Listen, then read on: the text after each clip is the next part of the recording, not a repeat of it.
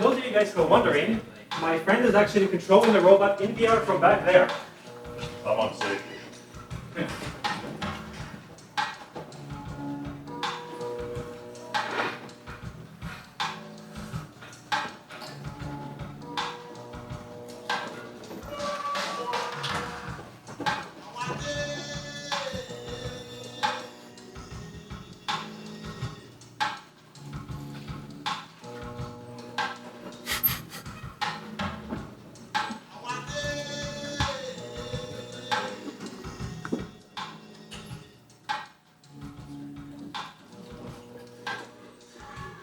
Okay, that should be good.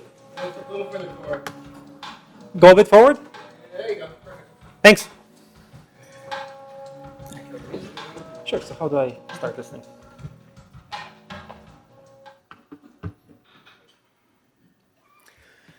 So, hi, my name is Dimitri and I am from Taiga Robotics. We are a startup out of Ryerson and we're focusing on VR control for robotics. And I'm going to be giving you a very brief kind of discussion about robotics, autonomy, and why we think VR is a good idea for all of this. So my friend phrased this problem really, really well. He formulated as androids versus cyborgs. Do we want complete autonomy, or do we want a person in control or involved with a robot? And when do we want each one? So autonomy is great, but it's hard. There are many aspects to it, and you have to get each one of them right. You have localization, you have planning, you have navigation. The robot needs to know where it is, what it's doing, what it's got to do. And it's hard, but it's doable. A good example of where this works really well is something like a self-driving car. But those problems are fairly well constrained and really well formulated with clear objectives and clear goals. When you get to something more uncertain, when you don't know what the objective is, when you have to make decisions, when the robot needs to be creative. And I don't necessarily mean creative in an artistic sense, but in a sense where it needs to look at an environment and make a decision that is not expected. And it needs to be able to adapt and learn, have an existing skill, use it, or adapt it, learn a new skill. And autonomy can't really do this right now. Well, they're working on it. It's still pretty hard. So who doesn't have a problem with this is us. We are the best learning machines on this planet. We can adapt, we can use our experience, we can develop new skills, we can figure out how to do things and make unexpected and creative decisions when we need to. And this is important because when we started this project, we were looking at it from the point of view of emergency response and search and rescue. When somebody's life is on the line, you cannot have a robot being confused between a valve and a door handle, and they do get confused between those two. You cannot have a robot freeze and maybe not know what to do. If a Roomba falls down the stairs, you have a broken Roomba. If this type of a robot falls down the stairs, you potentially have a nuclear meltdown if it was supposed to stop a disaster. But we don't have those issues. So how do we put a human brain into a robot body? Not literally, that would be somewhat unethical, but awesome. But how do we do it virtually? So VR is the closest we've got so far to a matrix-like interface into the human brain, and not just the brain, into the human mind. When you put on a set of VR equipment, whether it's a video game or a 360 video, you're transported into that world. You can move through it, you can interact with it, or you can experience a different part of the planet through 360 video. And this is an interface we think we can use to do the same thing with you and a robot, where we can take your mind and put it virtually into the body of a robot. Kind of like this. You take one set of HMDs, one robot, and one Ilya, who's controlling it right now, and you get Robocop. You want to wave to the crowd? So you can see he's in VR right now. He's doing all this fun stuff. And you have all of the intelligence and all of the knowledge and all of the experience and all of the ability to acquire new skills of a person in a robot. So this is really, really cool, but it's also kind of a little bit hard. And it's hard because not only do you have to get VR right with all of its limitations and with the hardware and the software, but you also have a robotic system on the other end, and you need to get that right. So latency becomes much more of an issue. Control becomes much more of an issue. And what's worse, you're using robotics not in the way they like to be used, where you can analyze the environment, figure out what you want to do and do it, but the robot is now purely responding to user input. There's no time to plan. He moves his hand, the robot needs to move his hand. And I'd like to focus on just a couple of these points. So latency becomes difficult because when you go from a game to a robot, you go from a very simple pipeline, like you get input, you update the state, which is your physics engine, your AI makes some moves, you submit those commands to your GPU, and the GPU renders a frame, to something like this, where your state update pipeline and your render pipeline is now distributed across many pieces of hardware that all talk to each other over many different networks and all have physical real limitations. These parts need to talk over TCP. The head and the motion of the robot need to talk to the robot over serial. You have latencies now built in, which you didn't have before. Other components have physical limitations. The robot's head is a physical device. It has mass, it has inertia. I cannot tell it to look in a certain direction. I need to send those commands to the motors. They have limited torque. There's acceleration, deceleration times, and those control systems need to be tuned and optimized to work as well as possible so the user is comfortable. Your frame rate is limited by the physical hardware. If I render a simple cube in VR, I can get 1,000 frames per second. The camera has a minimum exposure time to get a usable frame. There's bandwidth limitations from the camera to the robot, and then from the robot over the network to the operator. So all of these make this kind of a lot more difficult to do, and you have to deal with this. And on top of that, you're doing control not in a way that's from Pacific Rim, by the way. Not in a way that's good for robots, where they know what they're going to be doing and they can optimize those joint trajectories and torques, but in a purely responsive way. So you want this to be transparent to the user. You want them to move their hand and the robot responds. You want them to look around and the robot responds. But the robot is a physical object. It's not an avatar. It's got mass, it's got inertia. So depending on how heavy your components are, and depending on how much torque you can put into those joints, the robot will lag behind. And you need to account for that, or you need to find clever ways to deal with that. The robot has dynamics. The control systems have dynamics, which lead to rise times and settling times. The robot is not anthropomorphic. This one is, it's got 6 degrees of freedom at the wrist, but it doesn't look anything like a person. On the flip side of that, you could have a robot as complex as Dr. Octopus's arms, where it may have 24 joints and 24 links. And this is not something you want to make the user aware of. You cannot have a person operating this decide that I need to move this joint up. I need to rotate this. You need to figure out a way so that they control it and not know they're controlling it. And other things, of course, have to do with the fact that this is a real object and it can collide. It can collide with the environment. It can collide with itself. So if you don't do your controls right, things break. And even simple things like if the user drops their controller, what happens to the robot? It's going to swing its arm down. So you need to account for that. And finally, it needs to be precise enough and give the user enough of a feel of what they're doing so that when you go to move objects, they actually work. Unlike a video game, they won't snap to one another. But if you get some of it right, you get something cool. And we've actually learned a couple of things while working with this.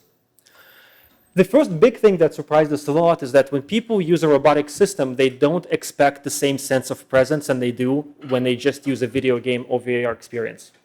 People are willing to adapt a little bit more to the system because they can see that it's responding to them. And they can tolerate a lot more latency on the end effector because, well, they can adapt. Another thing that we learned is that performance testing is very important. We got lucky in the sense because we're doing search and rescue. And there's a lab at Ryerson called NCART, and they're working with the National Institute of Science and Technology to develop a standardized set of tests. But I think this slide is particularly important for anyone who's developing new technology and not just content, where you need proper tests to evaluate how your technology is doing against others in the field, and if it's actually yielding benefits for your customers. So in this case, we would have a standard set of tests for manipulation, for motion, for interaction, and we can see if we implement new features, are they better than what was there before? Are our customers taking less time or more time to do certain tasks? Another couple of things is we found that you need to test with new and experts users. Both of those will use your equipment differently and they will break it differently. And those are both important. And finally, rotating the users in and out was important. If a user learns the quirks of the system, for example, our wrist is very dexterous in certain ways, so you can use it as an advantage. And if you learn how that works, you may start optimizing for a person who's not really new to this. And if you get it to a new person, they may get lost, and then they won't give it the time of day to figure out what to do. But if you do some of this right, you get some interesting reports. So with VR, just with VR, we attended a NIST meeting to do standards for bomb disposal robots and search and rescue robots. And what we found is when we put different people into this VR headset, into this VR setup, without much training, they significantly improve their performance. They can do more tasks per minute than they could have before. And if you put an expert operator, like one of us, we have more than 5 times and more than 2 times improvements in some of this. So VR for robotics is definitely worth it. And as technology improves and as maybe some of you guys start working on this topic, it's going to go that much faster, kind of like when a lot of people got involved in just VR in general. So we did a bunch of stuff, but we ran across some questions that we haven't figured out yet and we're working on. Control and feedback I'm throwing into the same category because they're very, very related for the operator. And the big one is this robot, especially if you want it to respond quickly, you need a lot of torque. You need powerful joints. So one of the biggest questions is how do you get this to act safely around people? In a search and rescue scenario, that may not be an issue. You may be going into a decommissioned power plant. If you want to bring this more into a consumer space, or if you want it to be around people, what do you do to make sure that it doesn't hurt anyone around it or itself?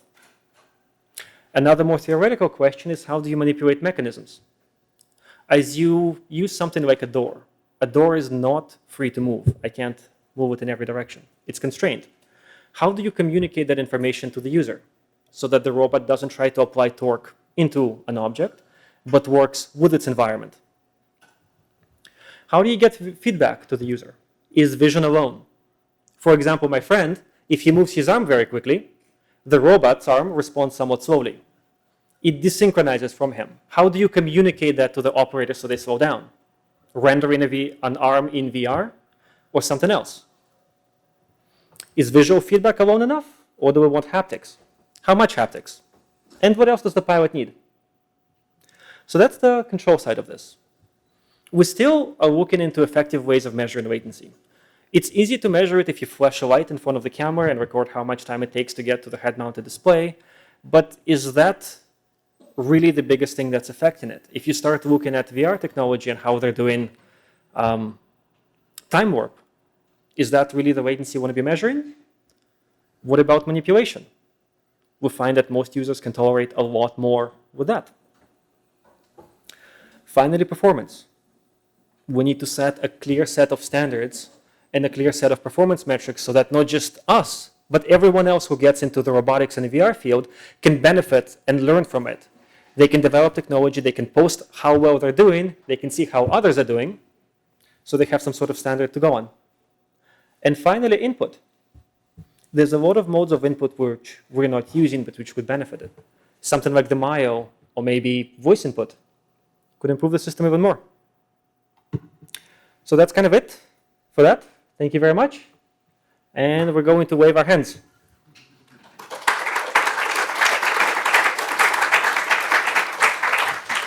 I tried to speed up a little bit because we took up maybe 5 minutes of our time just setting it up, but thanks.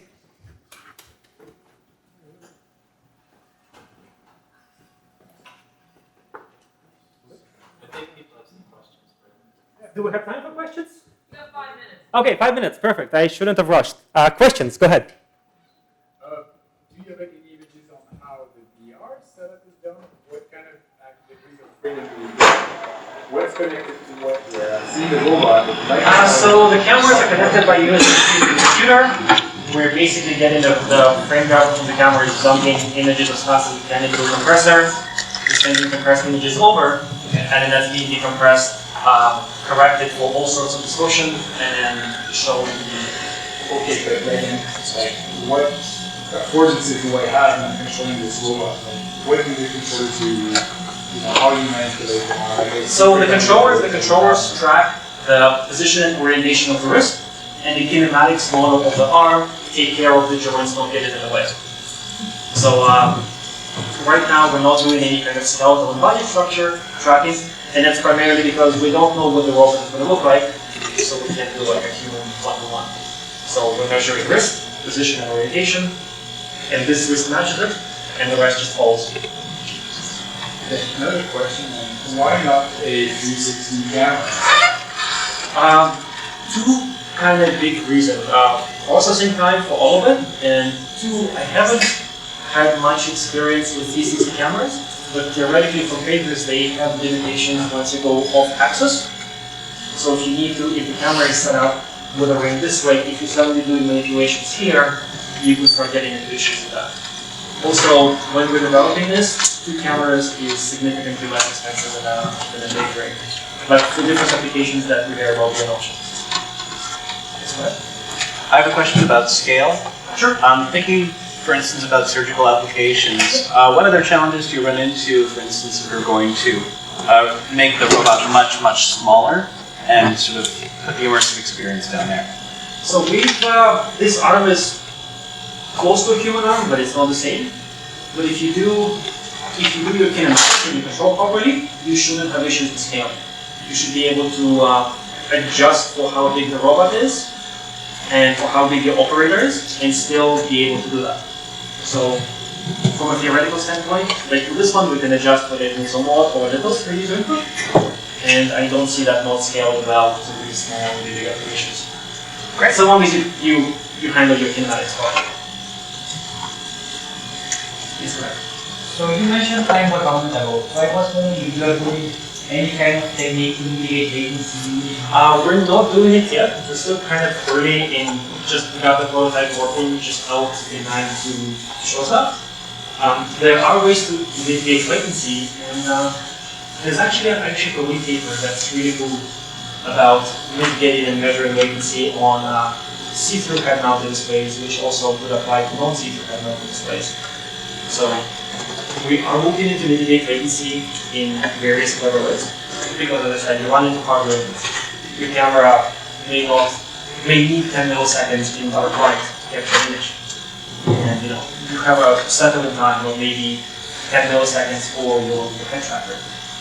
So we are interested in looking at those. We haven't yet. And by just a question, did the user feel any kind of discomfort or sickness because of this latency? We found not. The only time we found the user feeling discomfort is because we don't have a raw access, so the user starts doing it. But what we've actually found is that, again, people don't expect the same performance when they go into this. And that could be because of our industry, because we're working with first responders, and they've used traditional robots, so they're much slower to respond. But they find that they give the robot a little bit of affordance. So as they start controlling it, they'll swing their head around, they'll see how the cameras respond, and then they'll move their head to kind of help the cameras out. They'll swing their arm around, and then they'll adjust their movements and speed. So the goal is still to not have do that. But right now, we're finding they're okay, and they get really slow. And I think I'm out of time. Thank you. Thanks, guys.